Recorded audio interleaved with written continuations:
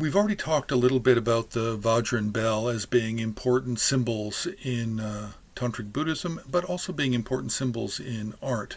Very common attributes held in the hands of deities as well as depictions of historical teachers.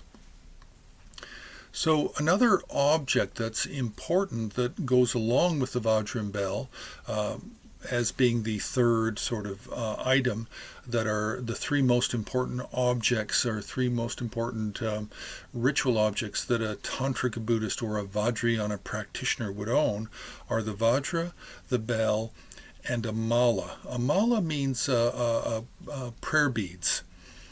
We do not call it a rosary. Rosary is something else. That's terminology that belongs to the Roman Catholic Church, and it's not always good to bring in Abrahamic and Christian terminology when talking about other cultures and other philosophical systems. So that doesn't always work.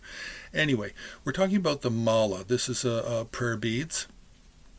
And this is a very important object in two ways. It's important because it's actually a physical object that is owned and used by Buddhists, but also it's an object that appears in art. It appears in art as an attribute of deities and of teachers. And there are many different types of these prayer beads.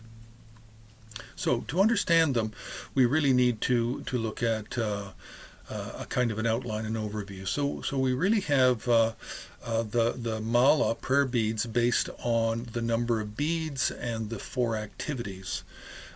Then there's the type of substance they're made of, the actual symbolism that goes into the mala. So you have the string, you have the beads, you have the number of beads, and then you have the head bead or the guru bead.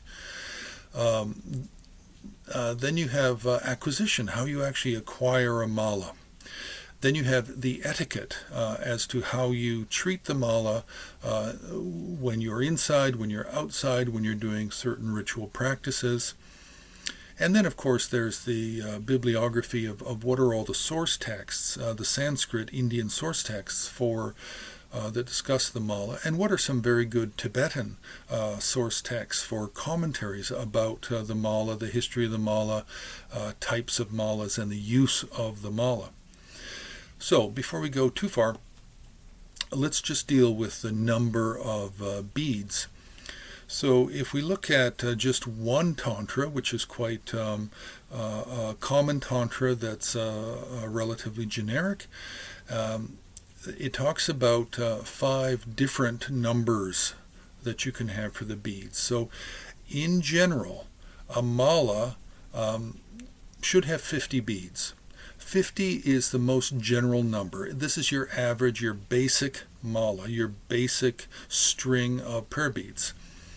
Now, after that, we get into some different numbers. Now, these numbers relate to Tantric Buddhist theory and different activities. And there's 4 activities, and they're often called the worldly activities because the ultimate activity is reaching enlightenment itself.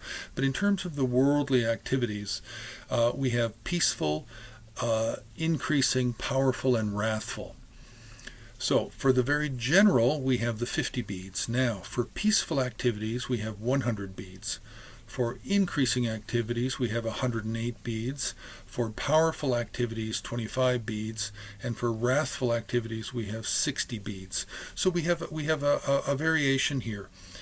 Now, there's also differences depending on specific tantric deities, where within that specific tantra of a deity, it could give a different number, but only for that deity and for those specific rituals. So even aside from these, the general number and then the 4 numbers for beads based on activities, there can be even different numbers depending on different tantric systems.